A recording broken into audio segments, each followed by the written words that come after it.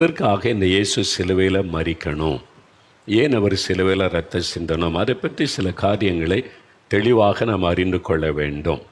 என்றால் நான் ஊழியத்துக்கு வந்த ஆரம்பத்தில் எங்கள் கிராமத்திலேருந்து என்னுடைய உறவினர் ஒருவர், என்னுடைய சொந்தக்காரங்க எல்லாம் எல்லோரும் இந்துக்கள் தான், நிறைய பேர் இப்போவும் நிறைய பேர் இந்துக்கள் தான் சொந்தக்காரங்க. அதில் ஒருவர் என்னிடத்தில் கேட்டார், நீ என்ன சிலுவையில் இயேசு வரைஞ்சாங்கல்லாமா, சிலுவையிலிருந்து தப்ப முடியாத ஒருவரை நீ கடவுளை நம்புறிய என்பதாக அவர் சொன்னார். அவர் அறியாமையினால் அப்படி சொன்னார். இயேசுவை சிலுவையில் அறைந்து யாராவது கொல்ல முடியும்னு நினைக்கிறீங்க? அவர் வானத்தை பூமி உண்டாக்கின சர்வ வல்லமுள்ள தேவன், மரித்தோரை எழுப்பினவர், கடலின் மேலே நடந்தவர், அற்புதங்கள் அடையாளங்களை செய்தவர். அவருக்கு முன்னால் எந்த பிசாசு நிற்க முடியாது, மனிதரை நிற்க முடியாது. அவர் யார் சிலுவையில் அறைந்து கொள்ள முடியும்?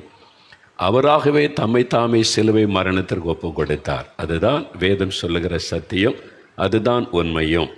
அதனால் அவரை யாரும் சிலுவையில் அறைஞ்சு கொள்ள முடியாது. அவர் தம்மை தாமே சிலுவை மரணத்துக்கு ஒப்பு கொடுத்தார். எதுக்காக?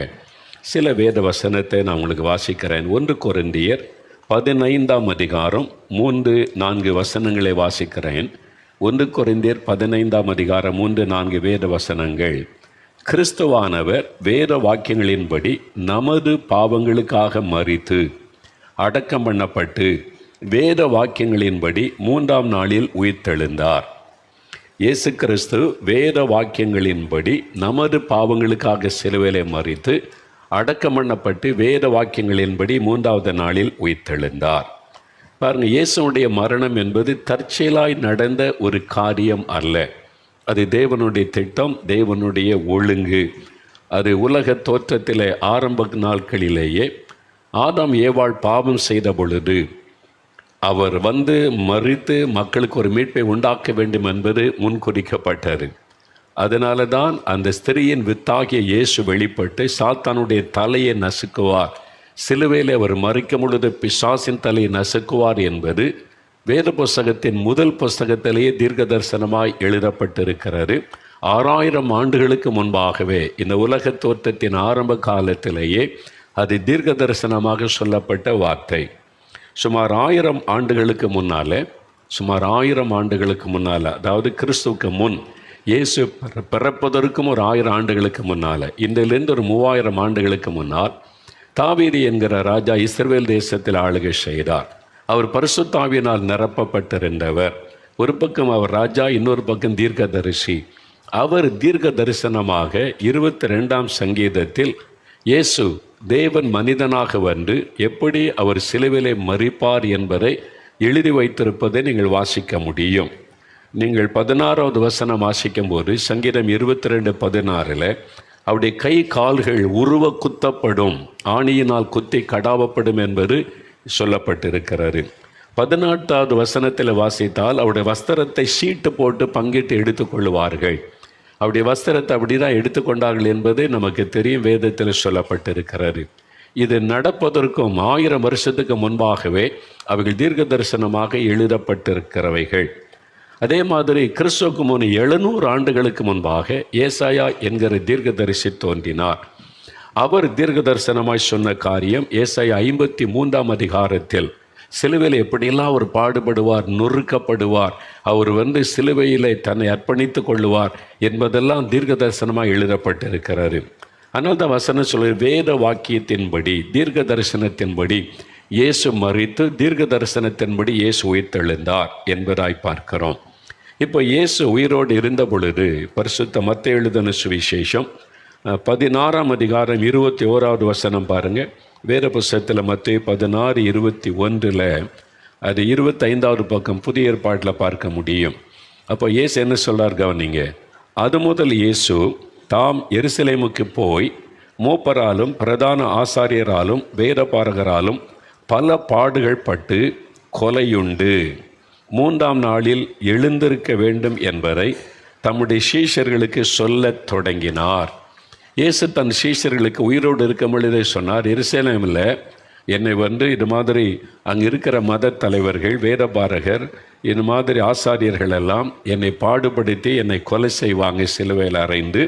ஆனால் நான் 3ஆவது நாள் உயிரோடு எழுந்திருக்க வேண்டும் என்பதையும் இயேசு முன்கூட்டியே சொல்லிவிட்டார். இப்படி பல இடங்களில் தன் சீஷர்களுக்கு சொன்னதை நம்ம பார்க்கிறோம்.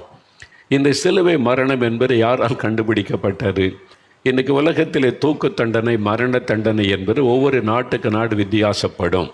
இந்தியாவிலே தூக்கு தண்டனை நிறைவேற்று என்பது கயிறிலே ஒரு மனிதனை தொங்கவிட்டு அவனை கொல்லுவது. இன்னும் மேலை நாடுகளிலே எலக்ட்ரிக்கல் சேர் அப்படின்னு சொல்கிறாங்க. அந்த சேரில் உட்கார வச்சுட்டா கரண்டை பாய்ச்சி அவனை மரண தண்டனை நிறைவேற்றுவார்கள் என்று. இப்படி நாட்டுக்கு நாடு மரண தண்டனை கொடுப்பதிலே நிறைவேற்றுகிற முறை வித்தியாசம். ரோமருடைய ஆட்சி காலத்தில், இப்போ நம்ம இங்கிலாந்து நம்ம நாட்டை ஆளுகை செய்கிற போது, வெள்ளைக்காரங்க ஆட்சி பண்ணின போது இங்கே போராடினவளுக்கு தண்டனை கொடுத்தல தூக்கில் தொங்க விடுவது, துப்பாக்கி வச்சு சுட்டு கொல்லுவது, அது மாதிரி மரண தண்டனையிலே பல விதங்கள். ரோமருடைய ஆட்சி எப்படி இங்கே வெள்ளைக்காரங்க ஒரு காலத்தில் உலகத்தின் பல தேசத்தை ஆட்சி செய்தாங்களோ, 2000 வருஷத்துக்கு முன்னால் இயேசுவின் நாட்களில் ரோமருடைய ஆட்சி தான் நடைபெறும். இத்தாலிய மலை, இந்த ரோமாபுரியை தலைமையிடமாய் கொண்ட சீசர், அவங்க தான் நிறையா உலகம் முழுவதும் பல தேசங்களை பிடித்து ஆளுகை செய்தார்கள். இஸ்ரவேல் தேசத்தையும் அவங்க தான் ஆளுகை செய்து கொண்டிருந்தாங்க. அவங்க அதிகாரிக்கு தான் கவர்னர்களாக வைக்கப்பட்டாங்க, ராஜாக்களாக வைக்கப்பட்டாங்க. யூதர்கள், இஸ்ரவேலர்கள் அவங்களுக்கு நம்ம ஒரு காலத்தில் இந்தியர்கள் அடிமையாக இருந்த மாதிரி அடிமையாக இருந்தாங்க. அந்த காலத்தில் தான் இயேசு அங்கே தோன்றினார். அந்த ரோமருடைய ஆட்சியில் அந்த அரசாங்கத்துக்கு விரோதமாக கலகம் பண்ணுகிறவர்கள், கொலையும் கொள்ளையும் செய்யக்கூடிய பயங்கரமான குற்றவாளிகளுக்கு ரோம அரசாங்கம் கொடுக்கிற ஒரு கொடூரமான மரண தண்டனை தான் சிலுவை மரணம் என்பது. அவங்க பலவிதமான தண்டனைகளை வைத்திருந்தாங்க. அதில் சிலுவை மரணம் என்பது ஒரு கொடூரமான மரண தண்டனை. ஒரு மனிதனை சிலுவையில் அறைய அவங்க தீர்ப்பு கூறிட்டாங்கன்னு சொன்னால் அந்த கவர்னர் தான் தீர்ப்பு கூற முடியும். வேறு யாரும் மரண தண்டனை கொடுக்க முடியாது. அவர் விசாரித்து தீர்ப்பு கூறிவிட்டால் அந்த மனிதனை அடித்து சித்திரவதை பண்ணுவாங்க. அந்த ரோம வீரர்கள் மிருக குணமுள்ளவர்கள், இறக்கமே அவங்களுக்குள்ளே இருக்காது. ஏன்னா அந்த மாதிரி அவங்க உருவாக்கப்பட்டு எப்பவும் அந்த மாதிரி பழக்கத்தில் இருந்ததுனால அவங்களுடைய சுபாவம் அப்படி தான் இருக்கும். அந்த மாதிரி அடித்து வேதனைப்படுத்தி சிறுமைப்படுத்தி ஒரு மரச்சிலுவை, சிலுவைன்னா இப்போ நம்ம செஞ்சு வச்சுருக்க பாலிஷ்லாம் பண்ணி நீட்டாக அழகாக வச்சுருப்போம்ல, அப்படிலாம் அங்கே செய்ய மாட்டாங்க. மரத்தெடுத்து நேராக ஒரு மரம், குறுக்கே ஒரு மரம் லேசாக இழைச்சிருப்பாங்க, அவ்வளோதான். அது கரடு முரடாக தான் இருக்கும். அதை சுமந்து கொண்டு வர வைப்பாங்க. அந்த சிலுவை சுமந்து கொண்டு அவன் ஊருக்கு வெளியில் ஜனங்கள் வருகிற போகிற இடத்துல அவனுடைய வஸ்திரங்களெல்லாம் களைந்து விட்டு அவனுடைய கையிலும் காலிலும் ஆணி அடித்து சிலுவையிலே தொங்க விட்டு விடுவார்கள். அவனுடைய சரீரம் வானத்துக்கு பூமிக்கு நடுவாக தொங்கும். அந்த 3 ஆணிகளிலே தான் அந்த சரீரம் தொங்கி கொண்டிருக்கும். அது கிழிந்து விடாமல் இருக்க இந்த பகுதியில் கயிற்றை வைத்து அந்த மரச்சிலுவையோடு கட்டி விடுவார்கள். இல்லாட்டா இங்கே ஆணி அடித்து அது கிழிஞ்சு வந்துடக்கூடிய வாய்ப்பு இருக்கிறது. இந்த மாதிரி அவங்க செய்வார்கள். ஒரு மனிதன் சிலுவையில் அறையப்பட்டால் ஆரோக்கியமான சரீரம் உள்ளவன் கிட்டத்தட்ட 11 மணி நேரம் அந்த சிலுவையில் தொங்கி மரிப்பானாம். அந்த ரத்தம் கொஞ்சம் கொஞ்சமாக வடிய வடிய வடிய அவனுடைய இருதய துடிப்பானது கொஞ்சம் கொஞ்சமாய் குறைந்து அது மிகுந்த வேதனையோட, என்னால் சரீரமெல்லாம் காயப்படுத்தப்பட்டிருக்கும். வெயிலின் உஷ்ணம் ஒரு பக்கம், வருகிற போகிற ஜனங்கள் அவனை பார்த்து பரிகாசம் பண்ணுவாங்க. அவன் செய்த குற்றத்தை எழுதி அந்த சிலுவையில் வச்சிருவாங்க. அவன் மரித்த பிறகு அங்கே இருக்கிற பள்ளத்தில் அவனுடைய சரீரத்தை தள்ளிடுவாங்க. இந்த மாதிரி ஒரு இடம் எருசலேமில் இருக்கிறது, கபால ஸ்தலம் என்கிற ஒரு இடம். வேதத்தில் நீங்கள் வாசித்தால் யோவான் 19ஆம் அதிகாரம் 17-18 வசனத்தில் இயேசு தம்முடைய சிலுவை சுமந்து கொண்டு கபாலஸ்தலம் என்கிற கொல்கதா அந்த மேட்டிற்கு அவர் கடந்து போனார் என்று இப்போமா நீங்கள் பார்க்க முடியும். எருசலேமனுடைய மதில் சுவருக்கு வெளியில் கபாலம் என்றால் மண்டை ஓடின்னு அர்த்தம். மண்டை ஓடு தான் கபாலம்.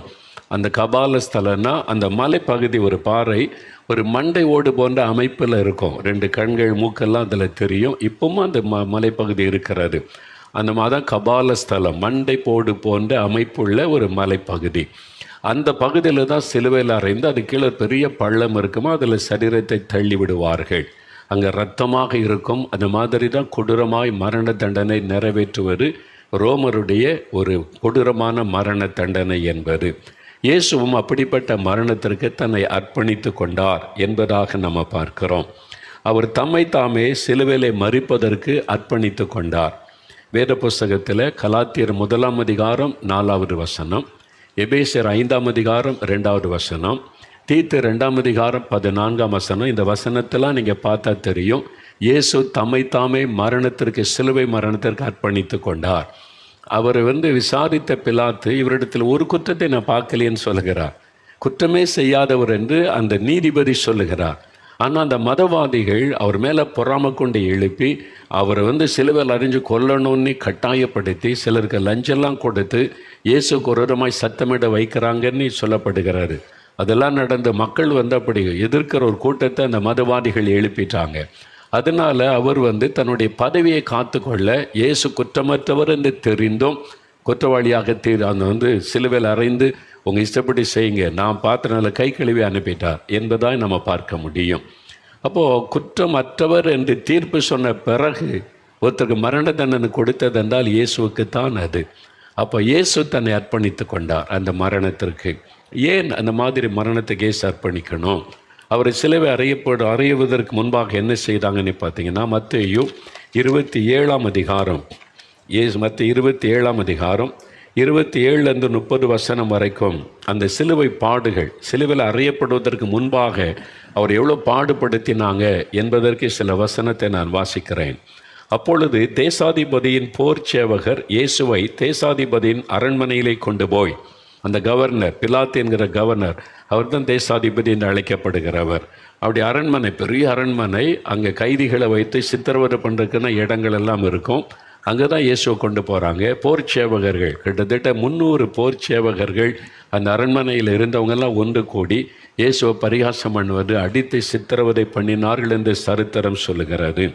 அவங்க என்ன செய்தாங்க பாருங்கள், போர் சேவகரின் கூட்டம் முழுவதையும் அவரிடத்தில் கூடி வர செய்து, 1-2 பேர் கிடையாது, கிட்டத்தட்ட 300 போர் சேவகர்கள், அந்த போர் வீரர்கள், அவங்களாம் ரோமாபுரியை சார்ந்தவங்க, சொந்த நாட்டை சார்ந்தவங்க இல்லை. அதனால் அவங்க இறக்கெல்லாம் காட்ட மாட்டாங்க. அவங்க பயங்கரமான இருதயம் உள்ளவர்கள்.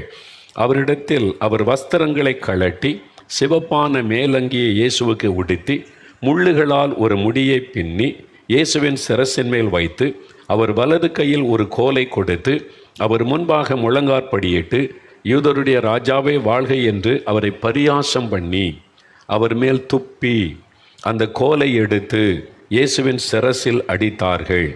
அவரை பரியாசம் பண்ணின பின்பு அவருக்கு உடுத்தின மேலங்கியை கழட்டி அவருடைய வஸ்திரங்களை அவருக்கு உடுத்தி அவரை சிலுவையில் அறையும்படி கொண்டு போனார்கள். பார்த்தீங்களா, சிலுவையில் சுமக்கிறதுக்கு முன்னால் கொடுமைப்படுத்தினாங்க, அவரை சிறுமைப்படுத்தினாங்க, கேவலப்படுத்தினாங்க, அவமானப்படுத்தினாங்க, அவரை சரீரத்தை அடித்து காயப்படுத்தினாங்க. வாரினால் அவர் அடிக்கப்பட்டார் 39 முறை. அதாவது 1 குறைய 47 அடிகள். அதுதான் அவனுடைய ஒழுங்கு, அதுதான் அவனுடைய சட்டம். 39 முறை. வாரண்ட சும்மா சாதாரண வாரம் இல்லை, அந்த வாரில் பல கிளைகள் தொங்கும். அவனுடைய ஊசியில் இரும்பு குண்டுகள், அதுக்கு நடுவில் தூண்டின் மூளை போல முறுக்கள் இருக்குமா.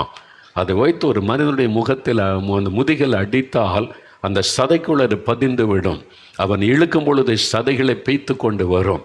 இயேசுடைய சரீரம் உளப்பட்ட நிலம் போல் ஆக்கப்பட்டது என்று சங்கீதக்காரன் தீர்க்க தரிசனத்தில் சொல்லி இருக்கிறதை பார்க்க முடியும். அத்தனை அடிகளையும் வேதனைகளையும் இயேசு சகித்து கொண்டார் என்பதாக நீங்கள் பார்க்க முடியும். அவர் பொறுமையாக அந்த பாடுகளை சகித்து கொண்டார். அவர் சத்தமிடவும் இல்லை, கூச்சலிடவும் இல்லை. ஒரு ஆட்டுக்குட்டியை போல, ஒரு மயிர் கத்திரிக்கிறவனுக்கு முன்பாக இருக்க ஆட்டை போல அமைதியாய் அந்த பாடுகளை சகித்தார். ஏன் தெரியுமா? உங்களுக்காக, எனக்காக, நம்மீது வைத்த அன்பினால் அத்தனை சகித்து கொண்டார். அவர் மேலே ஒரு பாறை சிலுவை வைத்தாங்க. அது கிட்டத்தட்ட 17 அடி நீளமும் 8 அடி அகலம் கொண்டதாக இருந்தது. அந்த குறுக்கு 8 அடியும் நீளமானது 17 அடி என்று சொல்லப்படுகிறார். சுமார் 150 கிலோ எடையுள்ள அந்த வெயிட்டை அந்த தோளின் மேலே வச்சாங்க. இயேசு அதுக்கு முன்னால் அடித்து அவருடைய சரீரத்தில் பாதிக்கு மேலே பலனை இழந்து விட்டார். ரத்தம் சிந்திக்கொண்டே இருக்கிறாரு. அதுக்கு மேலே இந்த பாறை சிலுவை வச்சு இழுத்து கொண்டு போகிறாங்க. ஒரு பக்கம் அவருக்கு வேறு விரோதிக்கிறவங்க பரிகாசம் பண்ணி ஏளனம் பண்ணி கேலி பண்ணி கொண்டு இருந்தாங்க. அவரிடத்துல நன்மை பெற்றவங்க, சுகம் பெற்றவங்க அழுது கொண்டு இருந்தாங்க. அதுக்கு மத்தியில் வீதி வழியாக அவரை இழுத்து கொண்டு போய் அந்த சிலுவையில் கொல்கதா மேட்டிற்கு அழைத்து கொண்டு வந்து சிலுவையில் அறைந்து தொங்க விட்டாங்க. அவருடைய ரத்தம் நான் சொன்ன ஆரோக்கியமான ஒரு மனிதன் 11 மணி நேரம் சிலுவையில் தொங்கி மறிப்பானாம். ஆனால் இயேசு கிறிஸ்து 33 வயது தான், திட்டகாத்திரமான சரீரம் உள்ளவர், நல்ல ஆரோக்கியமான வாலிபன். அவர் அந்த சிலுவையில் 6 மணி நேரம் தொங்கி அவர் ஜீவனை விட்டார். அவர் மரித்தது இவங்களுக்கெல்லாம் ஆச்சரியம். இவ்வளோ சீக்கிரத்தில் எப்படி ஒரு மனிதன் மரிக்க முடியும் என்று. இயேசுவை யாரும் கொல்ல முடியாது. அவரே தன் ஜீவனை கொடுத்தார். அவருடைய ரத்தம் சிந்தி முடிக்கும் வரைக்கும் சிலுவையிலே தொங்கினார். அப்போ எதற்காக? அதைத்தான் நான் பார்க்க போகிறேன். எதுக்கு இவ்வளோ ஒரு கடவுள் மனிதனை உண்டாக்கினவர், வானத்தை பூமி உண்டாக்கினவர் வந்து இத்தனை பாடுபட்டு மரிக்க வேண்டும்? ஒரு வசனத்தை முதலாவது என்ன ஆசீர்வாதத்துக்காக என்று நம்ம பார்க்க போகிறோம். 1 பேதுரு 2ஆம் அதிகாரம் 24வது வசனம். வேத புஸ்தகத்தில் 1 பேதுரு 2ஆம் அதிகாரம் 24வது வசனம் நான் வாசிக்கிறேன், கவனமாக கேளுங்கள்.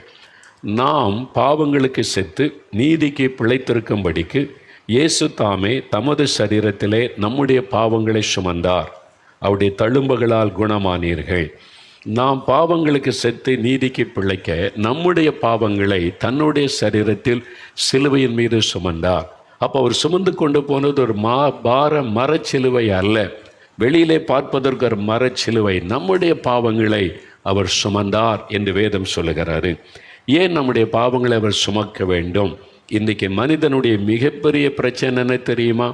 நீங்கள் சொல்ல எனக்கு வியாதி தான் பிரச்சனைங்க, கடன் பிரச்சனைங்க, வேலை இல்லாத பிரச்சனைங்க, அதெல்லாம் ரெண்டாவது. மனிதனுடைய மிகப்பெரிய பிரச்சனை அவனுடைய பாவங்கள். ஒரு மனிதனை பாவம் தாக்கி பாவம் கரைப்படுத்தி அடிமையாக்கி விட்டால் அவனுடைய மனசாட்சி பாதிக்கப்படும். சமாதானத்தை இழந்து விடுவான், நிம்மதியை இழந்து விடுவான். வேலை இருந்தாலும் பிஸ்னஸ் இருந்தாலும் கோடியாக சம்பாதிச்சாலும் நிம்மதியாக இருக்க முடியாது, சமாதானம் போய்விடும். பாவத்தினால் உண்டாகிற ஒரு விளைவு சமாதானம் எடுக்கப்பட்டு விடும். அதனால் மிகப்பெரிய ஒரு பாதிப்பு மனிதனுக்கு பாவம்தான். அதனால தான் மனிதன் பாவத்துக்கு பரிகாரத்தை தேடுகிறான். பாவம் மன்னிக்கப்பட என்ன செய்யணும்? கோடிக்கணக்காக பணம் செலவு பண்ணுகிற செல்வந்தர்கள் இருக்கிறாங்க, பார்க்குறீங்கல்ல. உன் நாட்டையே கொள்ளையடிப்பாங்க, திருடுவாங்க, ஏமாற்றுவாங்க, எல்லாம் ஏமாற்றிட்டு போவாங்க. ஏன் கோடிக்கணக்காக பணம் செலவு பண்ணி அவங்க பல காரியம் செய்கிறாங்க? பரிகாரம் செய்தாவது பாவம் மன்னிக்கப்பட்டுறணும் என்பதற்காக மனிதன் பல வழிகளை தேடுவதை நீங்கள் பார்க்க முடியும். பாவம் மன்னிக்கப்படணும், எனக்கு சமாதானம் வேணும், இந்த பாவத்தில் இந்த விடுதலை வேணும், பாவம் மன்னிக்கப்படணும், பாவத்தில் விடுதலை வேணும். இதற்காக அலைகிற வேதனையோடு காரியங்களை செய்கிற மக்களை திரளாய் பார்க்கிறோம். இன்றைக்கி உங்கள் பிரச்சனை என்ன? பாவம் தானே மிகப்பெரிய பிரச்சனை இல்லை? யோசித்து பாருங்கள். உங்களுடைய உண்மையான சமாதானம் ஏன் பாதிக்கப்படுது? ஏன் சமாதானம் இல்லை? பாவம். ஏதோ ஒரு பாவம். மதுபான பழக்கமாக இருக்கலாம், போதை வஸ்துகள் பொருட்களாக இருக்கலாம், லஞ்சம் வாங்குகிற சுபாவமாக இருக்கலாம், கோபம், எரிச்சல், இச்சைகள், வைராக்கியங்கள், பகைகள், ஏதோ ஒரு பாவம் உங்களுடைய உள்ளத்தை கரைப்படுத்தினதுனால சமாதானம் இல்லை, நிம்மதி இல்லை. இப்போ பாவனை தெரிந்து விட முடியல, மதுபானத்தை விட முடியல, சூதாட்டத்தை விட முடியல, இந்த பாவத்தை விட்டு வெளிவர முடியல. பாவம் அடிமையாக்கி விட்டது. பரிகாரம்லாம் செய்து பார்க்குறோம். இதை செஞ்சால் பரிகாரம் செஞ்சால் பாவம் மன்னிக்கப்பட்டுருமா, இதை செஞ்சால் இந்த பரிகாரத்தை செய்தால் பாவம் மன்னிக்கப்பட்டுருமான்னு சொல்லி. ஆனால் அந்த மெய்யான சமாதானத்தை நிறைய பேர் காண்பதில்லை. இந்தியாவுக்காக நான் பெருமைப்படுகிறேன். இந்திய மக்கள் பக்தி உள்ள மக்கள், தெய்வ பயமுள்ள மக்கள், பாவ மன்னிப்பை தேடுகிற மக்கள், உலகத்திலே அதிகமாய் தெய்வத்தை தேடுகிற, இந்த பாவ மன்னிப்பை பெற்றுக்கொள்ள நாடுகிற மக்கள் இந்தியாவில் தான் அதிகம். சில ஆண்டுகளுக்கு முன்னால் இந்தியா டுடே பத்திரிகை, இந்தியாவில் பிரபலமான பத்திரிகையில் ஒரு படத்தோடு ஒரு செய்தி வந்தது. நான் அந்த செய்தியை பார்த்தேன். ஒரு மனிதன் வலது கரத்தை இப்படியே உயர்த்தின்னு இருக்கிறான். அவருடைய வலது கை இப்படியே உயர்த்தப்பட்டு இருக்கிறது. என்ன இந்த செய்தி? வலது கை ஒரு ஆளை உயர்த்திக்கிட்டு இருக்கான்னு வாசித்து பார்த்தா 10 வருடமாக அந்த மனிதன் வலது கரத்தை உயர்த்தி கொண்டே வாழ்கிறான். என்னை உயர்த்தி கொண்டே தான் நடப்பான், உயர்த்தி கொண்டே தான் உட்காருவான், இந்த கையை உயர்த்தி கொண்டு தான் படுப்பான், எழும்புவான், எல்லாமே இந்த வலது கையை உயர்த்தி கொண்டு தான். என்ன வினோதமாக இருக்குது? என்ன செய்தின்னு வாசித்தால், வட இந்தியாவை சார்ந்த ஒரு பெரிய செல்வந்தர் குடும்பத்தை சார்ந்த மனிதன். அவர் வலது கையினால் ஒரு பாவம் செய்து விட்டானாம். ஒரு பாவம் செய்ததுனால மனசாட்சி வாதித்தது, ஐயோ என் வலது கையினால் இந்த பாவத்தை செய்துட்டேன், இந்த பாவம் மன்னிக்கப்படணும். அதுக்கு என்ன பண்ணுவது? தன் வலது கரத்தை வருத்தி கொள்ளுவது. அதனால் வலது கரத்தை அப்படியே உயர்த்தி கொண்டே அவன் நடப்பான். நடந்து 10 வருடம் ஒவ்வொரு புண்ணிய ஸ்தலமாக போய் வேண்டுதல் செய்து என் பாவம் மன்னிக்கப்படணும், பாவம் மன்னிக்கப்படணும். தன் சரீரத்தை அவன் வேதனைப்படுத்தி பாவ மன்னிப்புக்காக தேடி போய் கொண்டே இருந்தான் ஒவ்வொரு இடமாய். பெரிய செல்வந்தனாக இருந்ததுனால அவனை கவனிக்க 2-3 வேலையாட்கள். அவன் போகிற இடம்லாம் கூட போவாங்க. அவன் நின்று ஒரு மரத்தில் கயிறு கட்டிடுவாங்க, அதை பிடித்து கொண்டு அப்படியே நிற்பான். உட்கார்ந்தாலும் இந்த கயிறை பிடித்து கொண்டு உட்கார்ந்துருப்பான். 10 வருஷமாக அந்த கையை மடக்கவே இல்லை. அதனால் அப்படி ஸ்டிஃப் ஆக்கி விட்டது, கையை மடக்கவே முடியலை.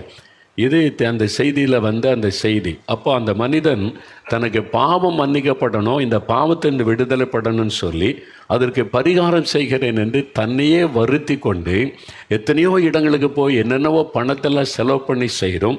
10 வருஷம் இன்னும் பாவம் மன்னிக்கப்பட்ட நிச்சயம் அவனுக்கு வரல, பாவத்திலிருந்து விடுதலை பெற்ற அனுபவம் வரல, இன்னும் தேடிக்கொண்டே இருக்கிறான். அதுதான் அவனுடைய பரிதாபமான ஒரு நிலைமை. காரணம் என்ன? இன்றைக்கி உங்கள் வாழ்க்கையில் கூட பாவ மன்னிப்பை தேடி பணம் செலவு பண்ணி பரிகாரம் செய்து என் பாவம் மன்னிக்கப்பட்டுறணும்னு நீ தேடிக்கொண்டிருக்கலாம். பாவத்திலிருந்து விடுதலை வேண்டுமென்று தேடிக்கொண்டிருக்கலாம். எனக்கு அன்பானவர்களே, மனிதனுடைய இந்த மிகப்பெரிய பிரச்சனைக்கு சொல்யூஷன் என்ன, தீர்வு என்னவென்றால் இயேசு கிறிஸ்துவுடைய சிலுவை மரணம். அவர் நம்முடைய பாவங்களை தன்மேலே ஏற்றுக்கொண்டு சிலுவையிலே நமக்காக மரித்தார். நம் கைகள் செய்த பாவத்திற்காக தன் கைகளை ஆணிடிக்க ஒப்பு கொடுத்தார். நம் கால்கள் செய்து விரைந்தோடி செய்த பாவத்திற்காக தன் கால்களை ஒப்பு கொடுத்து அவர் தன்னுடைய கால்களை காயப்படுவதற்கு ரத்தம் சிந்த ஒப்பு கொடுத்தார். அவருடைய தலையிலே முள்முடி, மார்பிலை ஈட்டி பாய ஒப்பு கொடுத்தார். நமக்காக, உங்களுக்காக நாம் செய்த எல்லா அக்கிரமத்தை அவர் சுமந்து விட்டார். அதற்கு பரிகாரியாகத்தான் இயேசு வந்தார்.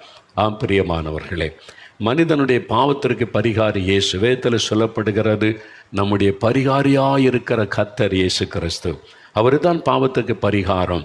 அவர் தன்னையே பலியாய் கொடுத்து நமக்கு பாவம் மன்னிப்பையும் மீட்பையும் சிலுவையிலே உண்டு பண்ணினார். ஒரு மனிதன் விசுவாசத்தோடு இயேசுவிடத்தில் வந்து, இயேசுவே என் பாவத்தை நான் உணர்கிறேன், மனம் திரும்புகிறேன், மன்னியும், எனக்கு உம்முடைய இரத்தத்தினால் என் இருதயத்தை கழுவும் என்று ஒப்பு கொடுத்துட்டான். இயேசு கிறிஸ்துவின் ரத்தம் சகல பாவங்களை இன்னைக்கு நம்ம சுத்திகரிக்கும் என்று 1 யோவான் 1:7 நம்ம வாசிக்கிறோம். அது மாத்திரமில்லை, இயேசு நம்ம மனம் திரும்பி வரும்போது அவருடைய ரத்தம் நம்முடைய இருதயத்தை கழுவும். 2 யோவான் 8:36 சொல்லப்படுகிறது, இயேசு கிறிஸ்து விடுதலையாக்கினால் மெய்யாகவே விடுதலையாவீர்கள். பாவத்திலிருந்து ஒரு விடுதலையை ஆண்டவர் தருவார். பாவத்தின் வல்லமிலிருந்து விடுதலை. அதுக்கு தான் இயேசு சிலுவையிலே மரித்தார். இன்றைக்கி உங்களுடைய வாழ்க்கையில் பாவ மன்னிப்பை பெற்றிருக்கிறீங்களா? மனசாட்சி வாதிக்குதா? நிம்மதி இல்லாமல் இருக்கிறீங்களா? இயேசு கிறிஸ்து உங்களை மன்னிக்க ஆயத்தமாக இருக்கிறார். பாவம் மன்னிக்கிறது மாத்திரமில்லை, அந்த பாவத்தின் வல்லமிலிருந்து விடுதலை கொடுக்க ஆயத்தமாக இருக்கிறார்.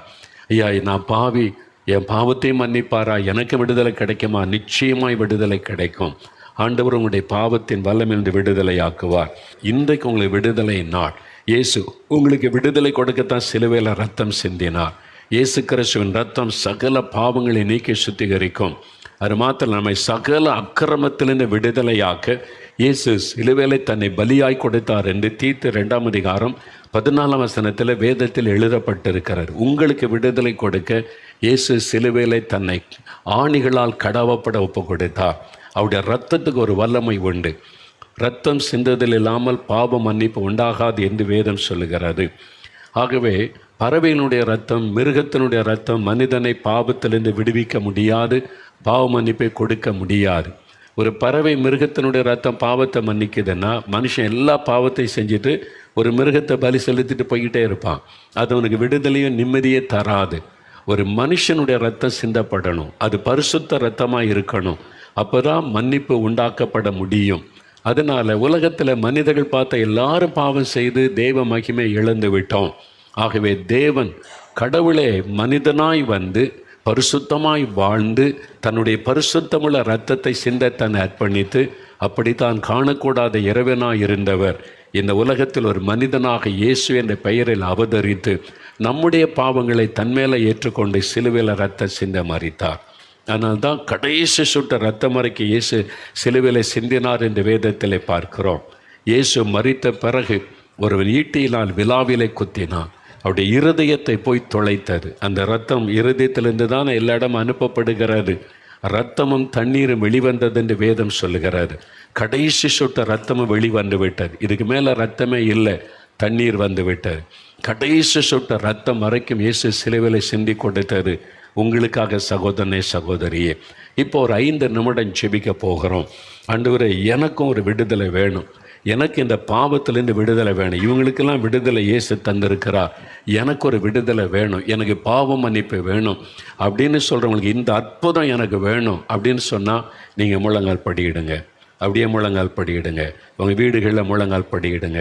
கணவரோ பிள்ளைகளை யாராவது மதுபானத்துக்கு அடிமைப்பட்டிருந்தா அவங்கள நேசித்து உங்களுடைய தாயோ மனைவியோ பக்கத்தில் உள்ளவங்க அவங்க மேலே கை வைத்து ஜெபிக்கணும்.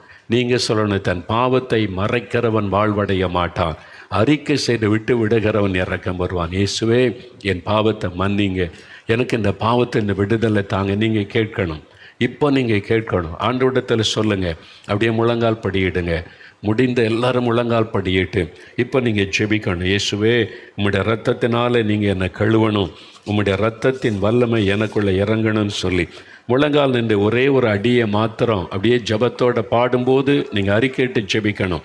பாவத்தை அறிக்கை செய்து ஜெபிக்கணும். இயேசுவே உம்முடைய ரத்தம் என்னை கழுவட்டும், இயேசுவே என் பாவங்களை மன்னி. கண்களை மூடுங்க, ஜெபம் பண்ணுங்க, இருதயத்தில் கை வைத்துக்கொள்ள. எனக்கு பாவத்தில் இந்த விடுதலை வேணும், சமாதானம் வேணும், இந்த பாவ கட்டுகள் மாறணும், மதுபானம், போதை வஸ்துகள், இந்த இச்சையான காரியங்கள், ரகசிய பாவங்கள் எல்லாம் என்னை விட்டு விலகணும் அப்படின்னு அப்படியே ஜெபம் பண்ணுங்க. ஜெபிங்க, என்னால் இந்த பாவத்தை விட முடியலையே, இயேசுவே எனக்கு பாவத்தை இந்த விடுதலை தாங்க, என் பாவத்தை மன்னிங்க, நிம்மதி இல்லை, சமாதானம் இல்லை, எனக்கு விடுதலை கொடுங்கன்னு ஜெபிக்கிறீங்க. இயேசு உங்கள் பக்கத்தில் நிற்கிறார், அவருடைய கரம் உங்களை தொடுகிறது, அவருடைய ரத்தத்தின் வல்லமை உங்கள் மேலே இறங்குகிறது. இன்றைக்கு உங்களுக்கு மெய்யான ஒரு விடுதலையின் நாள். தகப்பனே, இந்த சகோதரனை பாருங்க, இந்த வாலிப தம்பியை பாருங்க, இந்த வாலிப மகளை பாருங்க. இயேசுவே என் பாவங்களையும் மன்னிங்க, எனக்கு பாவத்தில் இந்த விடுதலை கொடுங்க நீ கண்ணீரோடு ஜெபிக்கிறாங்களே. ஆண்டவரே, இந்த மகனை தொடுங்க, இந்த மகளை தொடுங்க.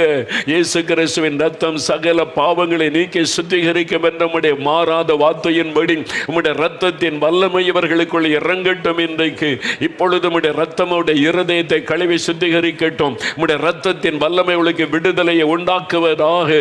அந்த பாவ எண்ணங்கள் விலகட்டும் இயேசுவின் நாமத்தில். மதுபானத்தை குறித்த சிந்தனைகள் விலகட்டும் இயேசுவின் நாமத்தில். அந்த இச்சையான சிந்தனைகள், பாவ கட்டுகள் அறுக்கப்படட்டும் இயேசுவின் நாமத்தில்.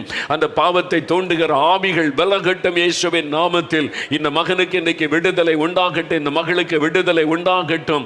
இவர்களுக்காகவே சிலுவையில் இந்த ரத்தம் சிந்தி மரித்ததை நினைத்தருளும், இந்த பாவங்களை சுமந்ததை நினைத்தருளும். இப்பொழுது உம்முடைய வல்லமை விடுதலை கொடுக்கட்டும். நீ தொடுகிறதற்காய் நன்றி, விடுதலை தருகிறதற்காய் ஸ்தோத்திரம். அப்படியே வலதுகரத்தை இருதயத்தில் வைங்க, இருதயத்தில் வலதுகரம் வைத்து இயேசுவே என் உள்ளத்தில் வாரும், என் உள்ளத்தில் வாரும், என் இருதயத்தை சுத்தம் பண்ணும்.